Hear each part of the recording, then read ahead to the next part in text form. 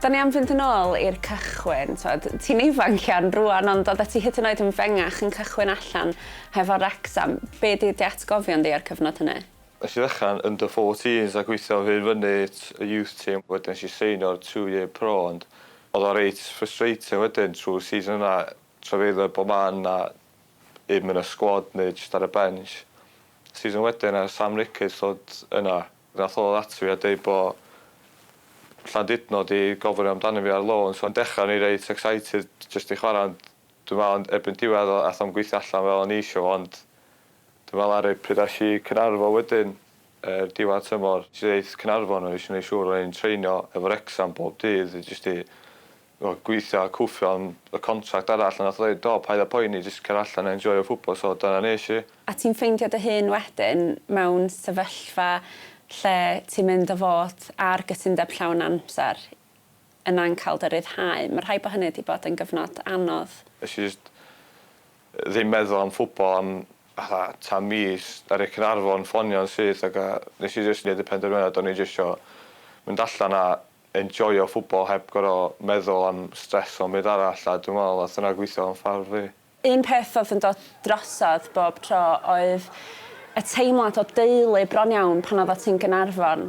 Hwna di'r un o'r change-rooms gorau dwi wedi bod yn efo yr hogiau i gyd a y management team fyd o'n i gyd fatha tîm. Oedd fatha teulu, cos o'n i'n edrych ymlaen i treinio, fatha gweithio. O'n i'n lapro yn y wath, ac o'n i'n edrych ymlaen i gorffan gwaith i fynd i training, so na, oedd o'n gret. Pan ddoth y seintiau newydd i fewn i gysylltiad, be oedd yn apelio? Y peth fwyaf dwi'n meddwl oedd y ffordd oedd pawb yn gwybod oedd TNS angen curo lig eto. Dwi'n meddwl y ffordd maen nhw'n chwarae hefyd siwtio fi'n perffaith, a dwi'n gobeithio bod pobl yn gweld bod hynna'n edrych yn amlwg ar y cae hefyd.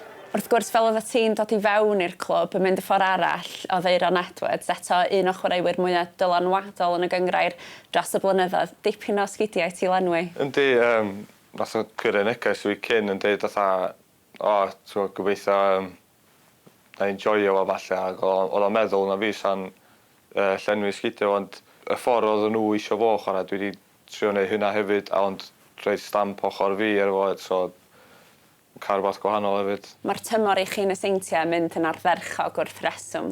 Un noson sy'n sefyll allan ydy noson y llifoliadau yn diffod ar faes tegid a'r gôl anhygoel na nes ti sgorio. Oeddet ti'n ymwybodol ar y pryd bod hi'n gôl mor feddwl? Na, o'n i'n gwybod o'n i wedi pasio un o ddau players, a im tan gwachod y clip yn ôl, yn edrych yn lot well ar y clip na be o'n i'n ddisgwyl. Wel, da ni eisiau gweld un arall ar rhain i wan, yn ystod yr wythnosau nesaf. Ie, na i drio gorau fi, trio cael gol arall, trio cael gol ers talwm. Wyt ti'n 22 mlwydd oed wan, digon ifanc. Lle fydd Leo Smith mewn 3 mlynedd?